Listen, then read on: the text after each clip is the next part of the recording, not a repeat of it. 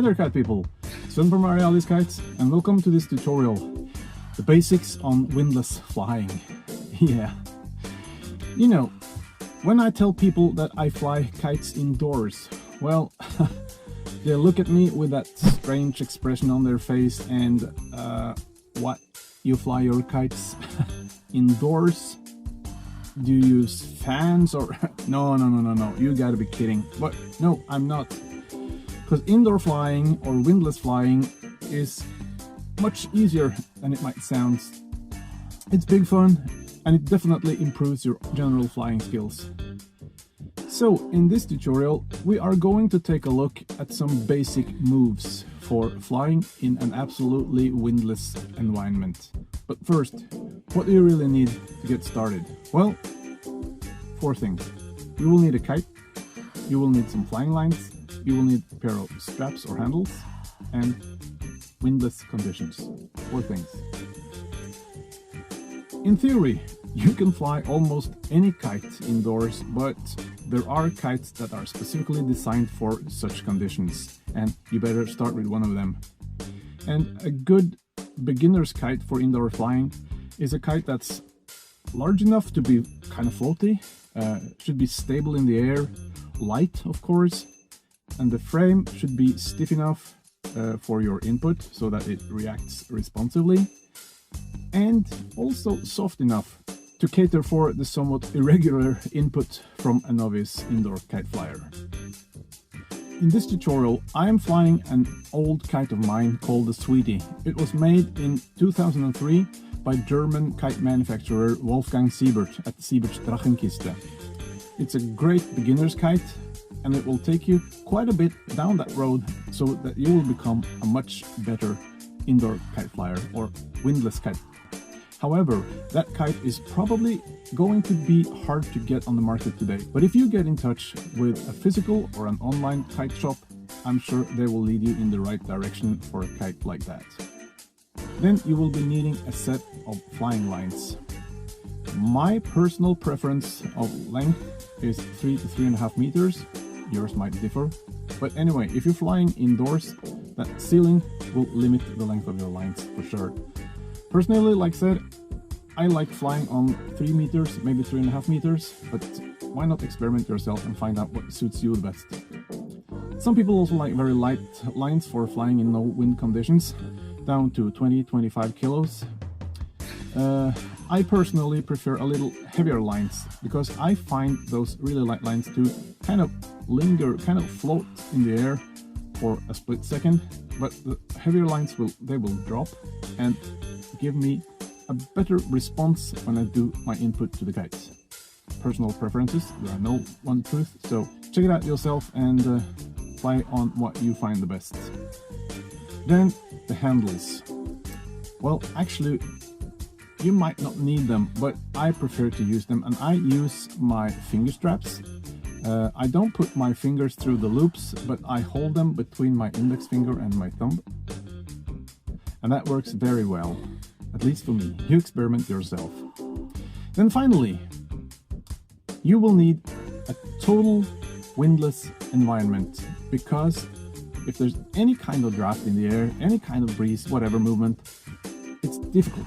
It's more difficult to fly an indoor kite where there is a slight draft than when it's absolutely no wind. Trust me. So go find yourself a nice place with no wind whatsoever outdoors, if the wind dies completely down, or indoors in a gym, a sports arena, convention center, or like I do, in an indoor riding arena. But now, enough talking, let's go and fly some kites.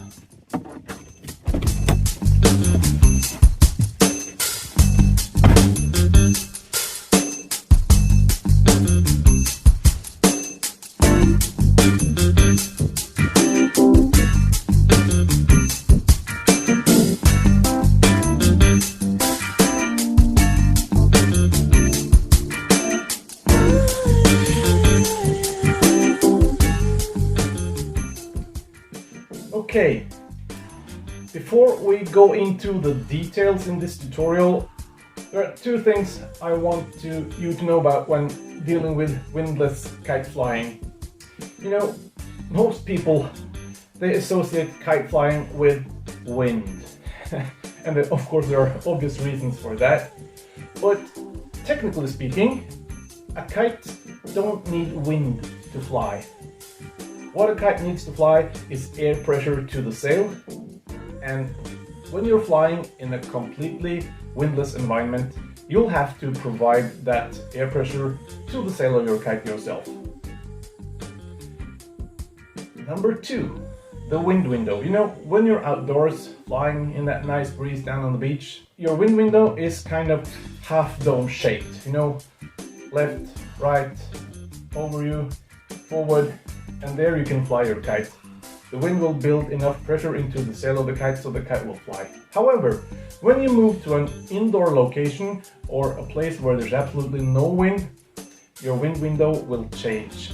It will change from half a dome into a full dome, so that you can fly your kite 360 degrees around yourself, from one side of yourself, over yourself, and down on the other side. And flying in this full dome is often referred to as 3D flying.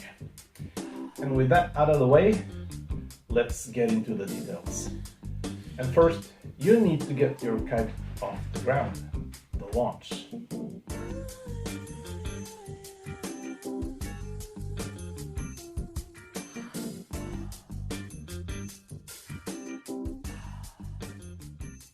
Yeah, the launch.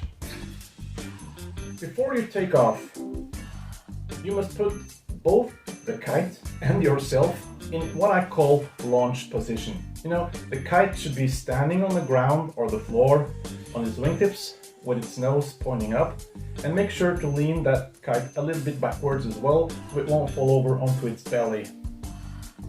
Now the kite is in launch position, but you have to be in launch position yourself. And for me, it works very well to stretch my arms fully out in front of me, bending my upper body a little forward, and also place one foot in front of the other so that I can quickly take a couple of steps backwards. Now, when both the kite and myself is in launch position, we are ready to get that kite up into the air. And now I'll have to do 3 things pretty much simultaneously.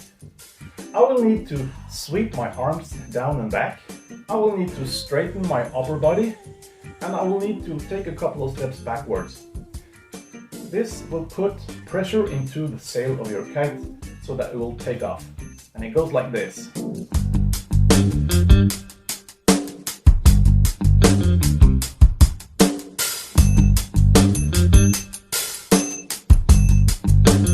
Okay. Make sure that your movements are smooth, no jerking or yanking, but smooth moves. Yeah, right? And let's take a look at the launch from a couple of other angles too.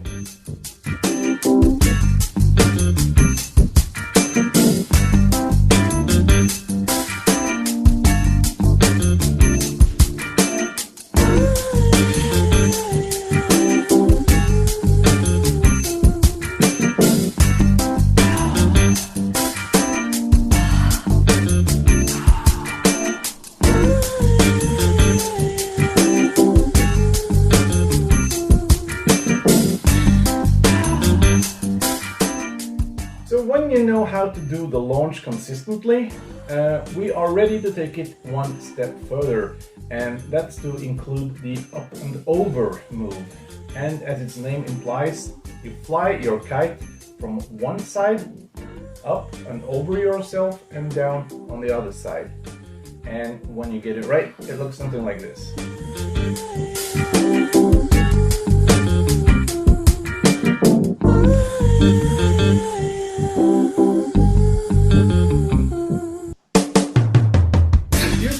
Attention to what I was doing in this little video, you may have noticed that I turned around on the ground 180 degrees while watching the kite as it was climbing up over me and started to glide down on the other side on its belly. That 180 degrees turn of mine on the ground is crucial for nailing the up and over. And while I turn, I also watch the kite as it flies over me and down on the other side. And when the kite nears the ground, I give slack to both lines so the kite will flare and land gently on its belly. Check it out again.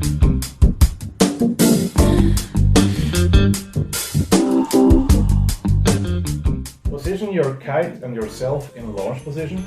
Launch the kite, turn around 180 degrees while watching the kite. Guide the kite gently by walking slowly forward, and then just before the kite hits the ground, give slack to both lines and the kite will land on its belly. Nice and slow like this. Okay, now at full speed. Launch, turn around, watch, guide and glide and land. Yeah. And make sure to emphasize that you turn around 180 degrees on the ground and watching the kite, keep it in your eye so that you can start to guide with your hands when it starts to glide down on its belly. Let's check it out a few more times from different angles.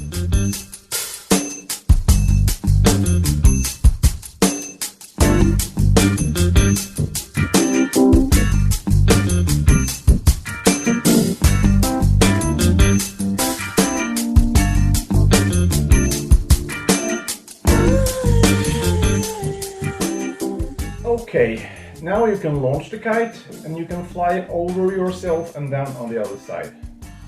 You're ready for the next step, and that's to return and go back to where you launched the kite from. And it looks like this.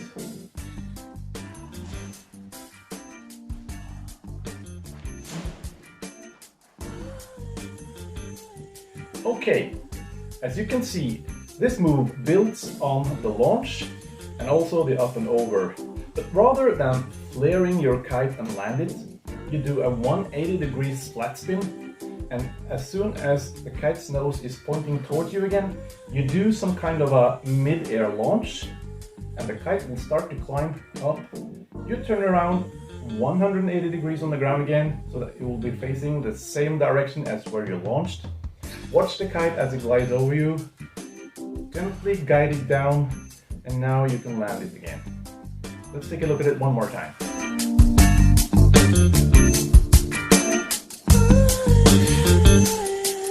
Now, one more time, now in slow motion with my guiding. Okay, the kite and yourself is in launch position. Launch and turn around while watching the kite over yourself, glide and guide. Do a 180 flat spin, mid-air launch, turn around on the ground, watch the kite all the time, flies over you and glides down on the other side, and yeah, guide it down as it glides down on its belly. Super! Yeah, by the way, if you're not quite sure on how to do that 180 spin, rather than giving slack to both lines, you give slack to one line only, and that will initiate that 180 degrees flat spin. The kite will spin around the tighter of your lines. And as soon as the nose is pointing straight towards you, you do that mid-air launch, so the kite will start climbing again. You turn around on the ground and watch the kite as it flies over you, and you guide it down on the other side. Yeah, let's check it out from a couple of more angles.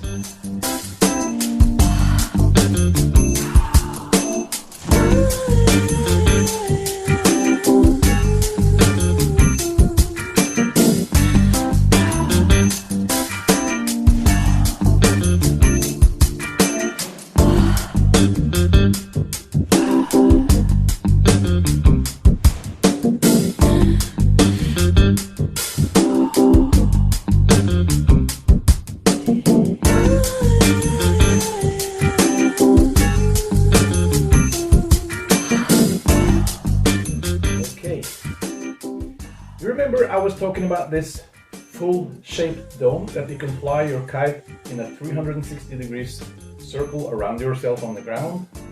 That's what the 360 is all about. Flying your kite in a circle all around you. And when you get it right, this is what it looks like.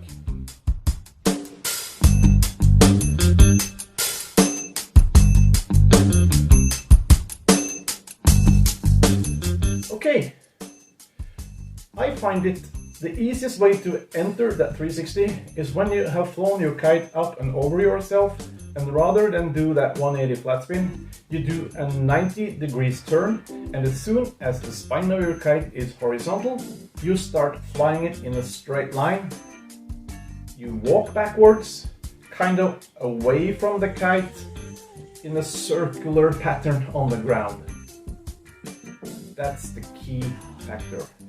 Walking away from the kite in a circular pattern on the ground. And the faster you walk, the faster the kite will fly. And the slower you walk, the slower your kite will fly. And if you don't walk fast enough, the kite will lose all its pressure and drop to the ground. Take a look at this.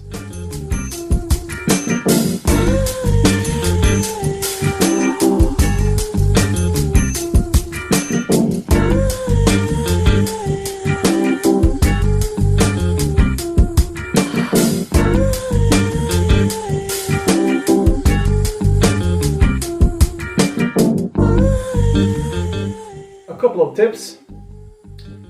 If you watch me in this video, you can see that I place the hand that's connected to the upper flying line above the hand that's connected to the lower flying line. I also try to keep the upper hand as still as possible while doing whatever adjustments needed with the lower hand. To get out of this 360, somewhere along the line you're flying at, you do a 90 degrees upturn, and as soon as the spine of the kite is vertical, you do that mid-air launch again, turn around on the ground, watch the kite as it flies over you, guide it down on the other side, and you can land, or you can do whatever. Let's take a look at this move from different angles as well.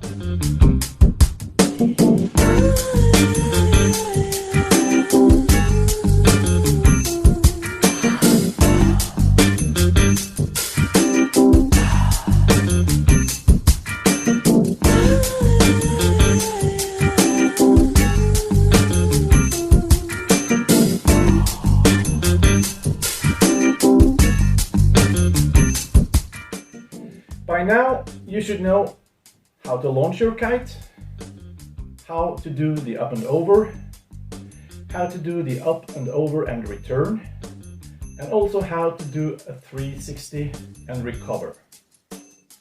So now actually, you can keep that kite in the air in absolutely windless conditions for quite some time. And believe me, it's going to be a lot of fun, and you will become a better kite flyer. Take my word for it. So what's left for you to do now is find yourself a place where there's no wind.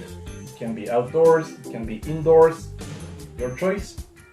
Bring your light wind kite and practice and have fun. And if you happen to like this video, why don't you give it a thumbs up? And if you want to see more videos like this, or kiting videos in general, consider to subscribe to the AERIALIS Kites YouTube channel, and while at it, whack that bell icon too, so that you'll be notified every time I upload new stuff to the channel of mine. And until then, take care, stay safe, peace, and yeah, I guess you all know it by now, just fly.